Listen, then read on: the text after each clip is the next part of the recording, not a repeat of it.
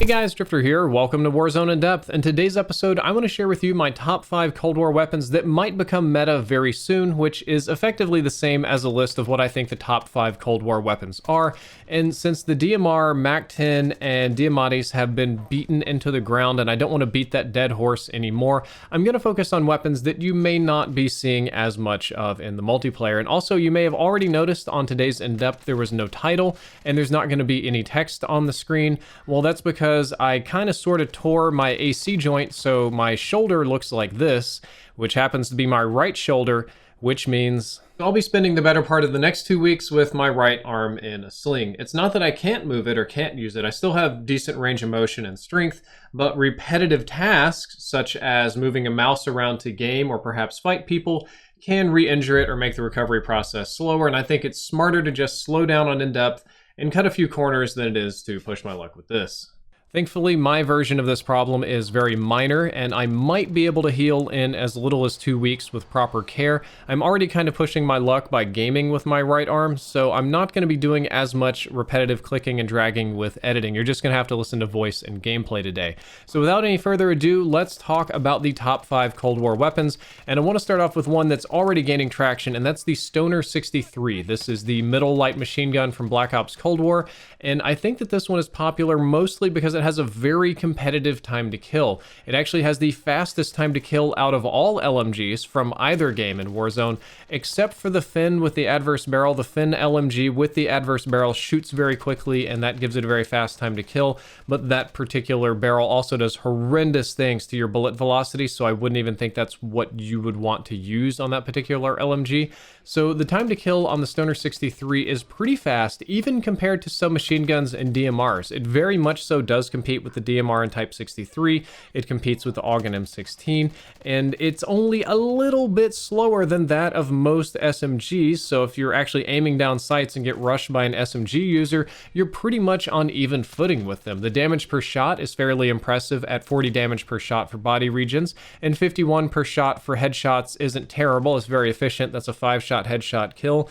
The weapon has low recoil when it's kitted properly, and it's very important to note that. You need to use either the Bruiser or Field Agent grip. They appear to do the same things from now, further testing needed there, but without the grips it kicks a little bit too much to be usable. You can put a gigantic magazine on it too. I personally like the 120 round magazine because it doesn't seem to have any downsides in terms of ADS or movement speed or handling, so I just run the standard 120 round mags. I spray people down with the relatively low recoil, and it fits really well into the meta of current Warzone. On top of this, there's one thing you can do with it that's super nice. If you put the cavalry barrel on there, which doesn't make sense why, but the cavalry barrel will boost your bullet velocity up to about 1,000 meters per second, making it very fast, very hit scanny, and very good for long-range combat.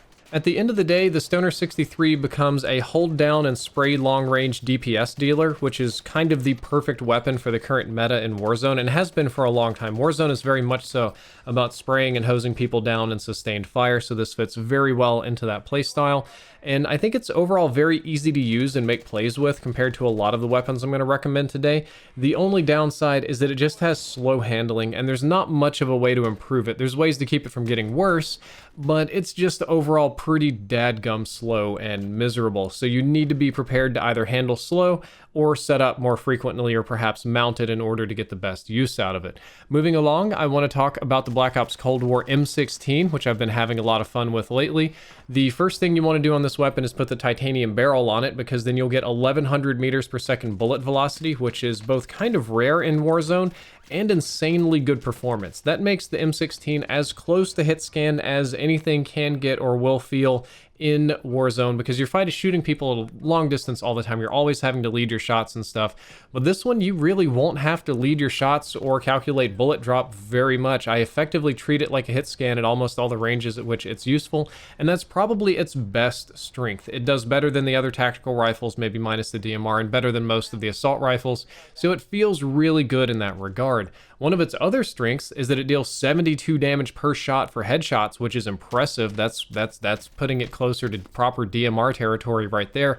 And it has a base range of 80 meters, which is also exceptional. That's double the base range of the Stoner. So the weapon has great 40 damage to the body as well. So it's basically the same as the Stoner. So it's got better headshot multiplier than the Stoner, same body, double the range, and a little bit faster bullet velocity, which makes it very good. The downside to this weapon is I will say that the theoretical time to kill is actually terrible because of the delay between bursts. It's going to take multiple bursts to kill people, and because you do have to wait that amount of time, the theoretical TTK kicks up really high. It's actually one of the slowest killing weapons in the game if you want to go by that measurement. However, practical time to kill, when you're hammering people at long ranges, when you're cracking armor and then pushing with an SMG, or when you're actually using it for quick trades, is really good feeling. The subjective experiential in-match combat with the M16 is very solid, and that's one of the reasons that I wanted to put it on the thumbnail. And since it handles a lot faster than the Stoner, I think it might actually end up being more popular in the long run. The only downside is that it is a burst rifle, which means that makes the recoil somewhat difficult for Warzone. That's more about sustained fire. I think that the recoil is low enough to be used up close. Of course, you should probably go for headshots in that case. Medium range, it works really well. It's very good at like punishing, suppressing fire, but long range, it really sucks. You can't shoot it one shot at a time, which kind of stinks. You can't control it very well. If somebody's head glitching you, it's a little bit hard to knock them off. It really struggles at long range unless you mount it. When you mount it, it becomes very laserific and awesome in a lot of ways. I haven't found the perfect class yet for the M16. It's something that I am still working on. I'm still kind of trying to get good with. So hopefully in the future, I'll have an M16 class that is really, really awesome to show off for you guys. Number 3 today is the Groza assault rifle, which is one of the new ones in Black Ops Cold War, one of the new Battle Pass weapons. This weapon has one of the fastest time to kills in the entire game, just amongst all classes. It's easily a top 5 time to kill weapon, which makes it good and useful as is. On top of that, it's small and light enough to be used as an assault rifle or a submachine gun if you want an SMG style backup weapon. It's got nice iron sights too, though I strongly prefer some kind of optics on it.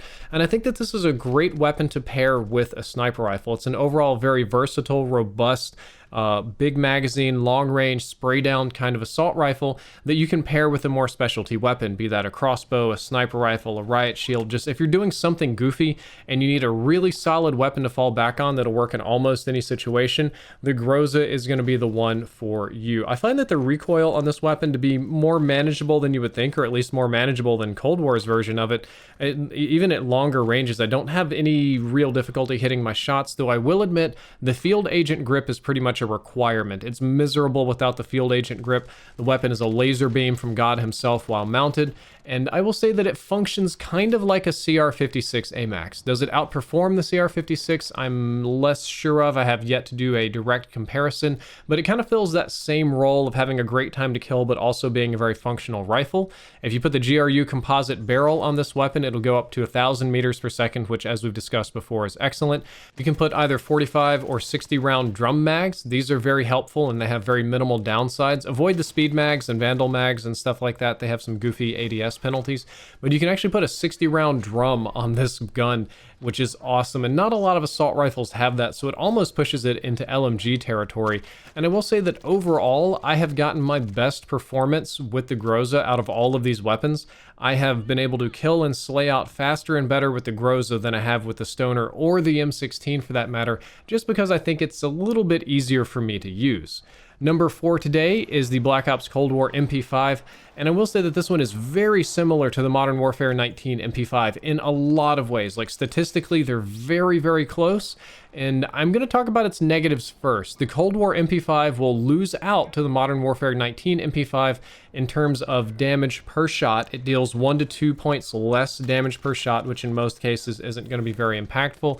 The bullet velocity is noticeably slower, which definitely stinks, and it has a slower sprint out time. This one's actually pretty significant. The Modern Warfare 19 MP5 has a sprint out time almost 3, maybe 4 frames faster than this one, so that one really does add up and can be noticeable, especially considering that Modern Warfare 19 has better sprint out speed attachments. However, it beats the MP5 in 3 key categories, which is what's kind of making it popular. Number 1, the faster rate of fire. It just shoots faster than the Modern Warfare 19 MP5, and having a high rate of fire is just something that's very important in general in Warzone. Number two is that since it has almost the same damage but a faster rate of fire, that means that the time to kill on the Cold War MP5 is faster than the time to kill on the Modern Warfare 19 MP5. I will say it's not insanely faster, it's maybe 2 frames-ish faster roughly, but it is still faster. And in a very competitive diamond lobby, which is mostly what I get, golden diamond, that's going to be important. There are a lot of gunfights that I win or lose by only a couple shots, so time to kill definitely matters. The iron sights are good because it's an MP5, and this one you can put a 50-round drum mag on if you want to on it, or a 50-round speed reloading mag if you don't mind the ADS penalty. So the regular MP5 only has 45 rounds, so you can boost that up a little bit higher, which is nice, almost 10% higher. And you wouldn't think that those extra rounds will save your life, but you just never know because I just spray so much in this game mode. As of right now, I'm not super sold on this weapon. I think part of it is that I haven't had the time to invest to truly master it, given the injury and the limited playtime, but it is very interesting and further research will be required. Of note, please do use the reinforced heavy barrel. That will effectively fix your bullet velocity problems and bring it more up to the Modern Warfare 19 bullet velocity MP5, but very good, very interesting weapon, and I think people are going to start using it more in the future. Last up today is the already popular FFAR. This assault rifle effectively fills the role of an SMG, kind of like the Groza, but in my opinion, it's a little bit more like the AS Val in terms of the range of its usefulness. For those of you that don't remember, the AS Val was one of the more recent weapons added to Modern Warfare 19, and it has an insanely fast time to kill but horrible bullet velocity, so it's like an SMG, it just shreds up close but struggles at long ranges. With the FFAR, I think that this rifle kicks too much to be good for long-range combat, and it can even be a little bit struggle-bussy for medium-range combat depending on your ability to control recoil. However, I think it works just fine, if not better than fine, up close. Up close, it is very easy to use, very easy to spray people down. The time to kill on the FFAR is very competitive. It's faster than that of the Groza, but I will admit it's slightly slower than that of the AS Val. So this one does kill faster than the Groza. If you like a close-range assault rifle to work with, this one's optimal. You can mitigate a lot of the recoil with certain attachments, and I think that the iron sights are actually pretty good for up close. I'm kind of averse to a lot of iron sights. I'm pretty terrible with them in a lot of ways, but I do think that if you wanted to put on more attachments, you could easily sacrifice them and just have a spray weapon. 50-round mags are nice too. So on this particular gun, I think that the AS Val fills this role a little bit better in terms of time to kill as like an SMG style backup weapon, but the FFAR has almost 3 times the bullet velocity of the AS Val when properly kitted. So if you needed to, you could use the FFAR at long ranges, whereas with the AS Val, no matter how good your recoil control is, the bullet velocity would be a major handicap. And I think that alone gives it a little bit more utility than the AS Val. The AS Val is like an unbalanced character. It's like all its points and time to kill and everything else stinks. The FFAR has a bigger magazine. It has similarly controllable recoil, way better bullet velocity, theoretically better performance at range. And unlike regular Cold War, you can mount it if you really want to use it at range. And I think it's better than the Groza up close. So if you think about these 3 weapons together, with the AS Val being all close range and the Groza being more long range, the FFAR is kind of right in the middle of the 2. And again, it's just a great backup weapon. This is one that you really want to pair with a sniper rifle or a DMR or even something goofier like a riot shield or a launcher.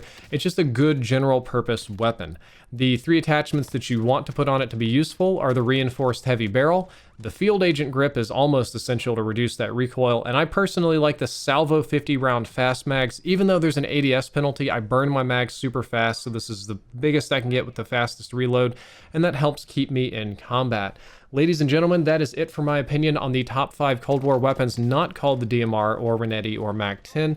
I hope you enjoyed this video. I hope you learned something useful, and I'm hoping that within 2 weeks, regular in-depth episodes can come back. I'm trying to minimize the amount of time that I play games and minimize the amount of time that I spend editing so that my shoulder can recover as quickly as possible and I can get back on top of being my regular old awesome self. If you enjoyed this video, don't forget to like, favorite, and subscribe. Drifter out.